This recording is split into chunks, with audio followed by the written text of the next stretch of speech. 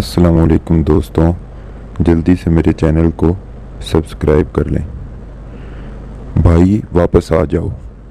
میرا بھائی ان دنوں پشاور پڑھنے گیا ہوا تھا۔ جس محلے میں اس کو گھر ملا وہاں زیادہ تر افغانی رہتے تھے۔ ان کے ایک لڑکے سے میرے بھائی ارسلان کی دوستی ہوگی۔ اس لڑکے کا نام زرولی تھا۔ زرولی کا گھرانہ باقی افغانیوں سے زیادہ خوشحال تھا۔ زرولی کی عمر 25 برس تھی، لیکن وہ نماز ٹھیک طرح نہیں پڑھ سکتا تھا۔ میرے بھائی نے اس کو درست طریقے سے نماز پڑھنی سکھائی تو اس کے والد والدہ ارسلان کے مشکور ہوئے اور قدر کرنے لگے۔ ارسلان اپنے دوست کے گھر آنے جانے لگا۔ اس کو یہ لوگ پسند تھے۔ سب گورے چٹے خوبصورت اور اچھے اخلاق کے عمل تھے۔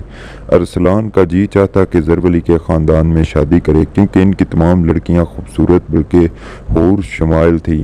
ارسلان کو ان کی کسی خاص لڑکی سے محبت نہ تھی۔ اس کے لیے سب ایک جیسی تھی۔ کسی سے بھی شادی ہو جاتی وہ خوش ہوتا۔ زرولی اس کا دوست تھا۔ ارسلان کو بے حد حجاب آتا تھا کہ وہ اپنی اس جائز خواہش کا اظہار اپنے دوست سے کرے۔ ممکن تھا وہ برامان جاتا، تبھی اس نے اپنے ایک دوست سے شادی کی خواہش کا اظہار کیا۔ دوست نے مشورہ دیا کہ تم رات کو 2 رکعت نماز نفل پڑھو اور دعا کر کے سو جاؤ۔ رات کو جو لڑکی تمہارے خواب میں آئے وہ تمہارے لیے بہتر ہوگی۔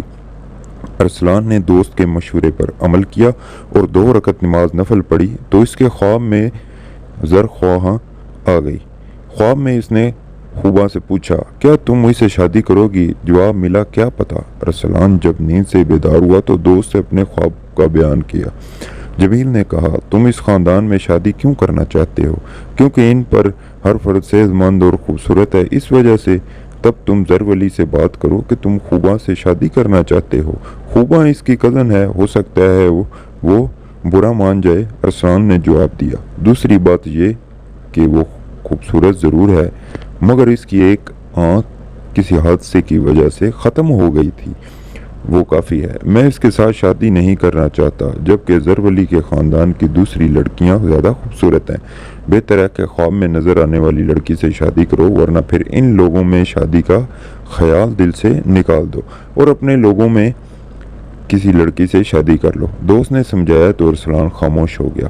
ایک روز وہ زرولی کو بلانے گیا تو خوبا ان کے گھر کے دروازے پر کھڑی تھی۔ موقع اچھا تھا۔ اپنے خواب کو تعبیر دینے کی خاطر ارسلان نے براہ راست خوبا سے کہا کہ میں تم سے شادی کرنا چاہتا ہوں۔ یہ سن کر خوبا بہت حیران ہوئی۔ وہ گھر کے اندر دوڑ گئی اور جا کر اپنی ماں کو کہا کہ ارسلان کہتا ہے میں تم سے شادی کرنا چاہتا ہوں۔ اس کی ماں فوراً باہر آئی اور ارسلان کو گھر کے اندر بلا لیا۔ جب وہ اندر گیا تو اس عورت نے پوچھا، تم نے کیوں ایسے بات کی خوبا سے؟ اگر کہنا ہی تھا تو مجھ سے کہتے، کیونکہ رشتہ بڑوں سے مانگا جاتا ہے۔ غرض اس خاتون نے میرے بھائی کی خوب بےعزتی کی۔ ارسلان نے کہا، خالہ تمہاری لڑکی کافی ہے اور میں اس سے شادی نہیں کرنا چاہتا، لیکن یہ میرے خواب میں آئی، اس وجہ سے میں نے ایسا خیال ظاہر کر دیا۔ کیا تم کو نہیں پتا کہ ایسا سوال لڑکی سے نہیں لڑکے کے والدین لڑکی کے والدین سے کرتے ہیں؟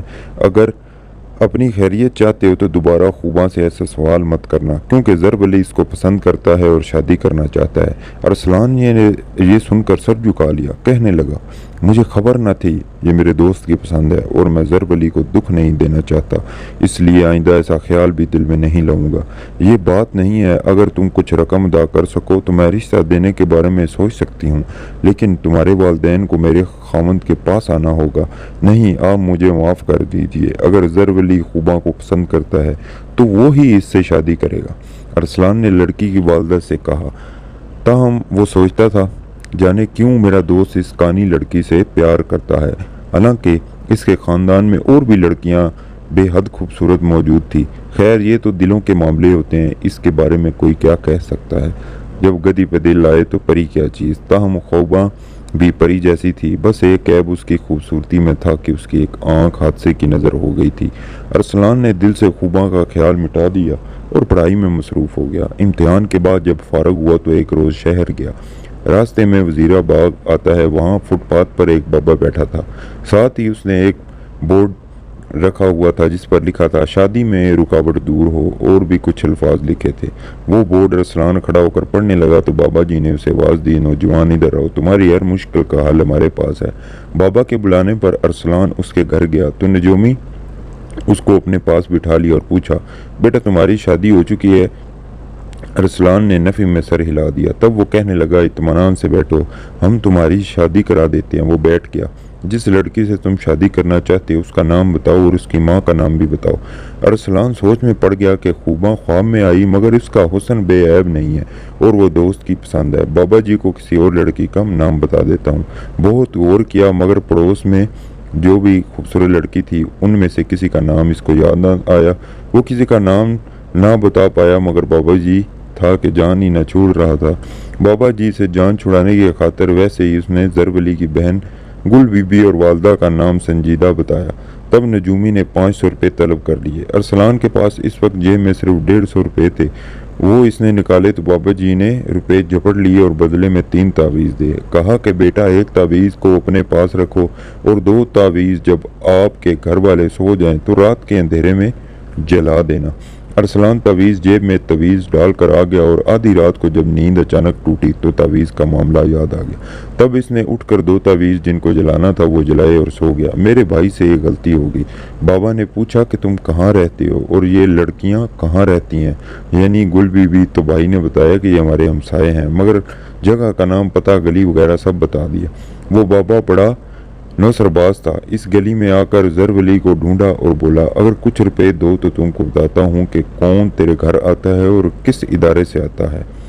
تجسس کی وجہ سے زرولی نے اس بابا کو 500 روپے دیے۔ تب اس نے بتایا کہ اس نوجوان کا نام ارسلان ہے اور تمہارے گھر گل بی بی کی خاطر آتا ہے جس کی ماں کا نام سنجیدہ ہے۔ وہ لڑکی کو حاصل کرنے کی خاطر ایک بابا سے تعویذ لے گیا ہے۔ بے شک یہ تم اپنے دوست سے پوچھ لو۔ رات کو زرولی اس کا کزن ارسلان کے پاس آیا۔ آتے ہی اس نے کہا یار ہم آپ کو ایسا نہیں سمجھتے تھے، تم کو بہت کم ذات نکلے۔ ارسلان سمجھ گیا کہ گل بی بی پر جو اس نے تعویذ کرائے ہیں یہ ان کے بارے میں اشارتاً کہہ رہا ہے کیونکہ تعویذ کے اثر سے شاید اس کی بہن کو کچھ ہو گیا ہے۔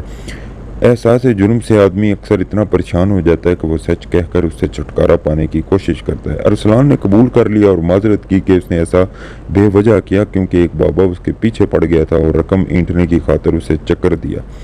خیر کوئی سوچ کر تو اس دن زرولی چپ ہو گیا مگر پھر اس کی ماں نے ارسلان پر غصہ کیا کہ تمہارے تعویذ کے اثر سے میری بیٹی بیمار پڑی ہے جس کی وجہ سے اس کے منگیتر نے اس کے ساتھ شادی سے انکار کر دیا ہے۔ اب تم اپنی غلطی کا تاوان ادا کرو۔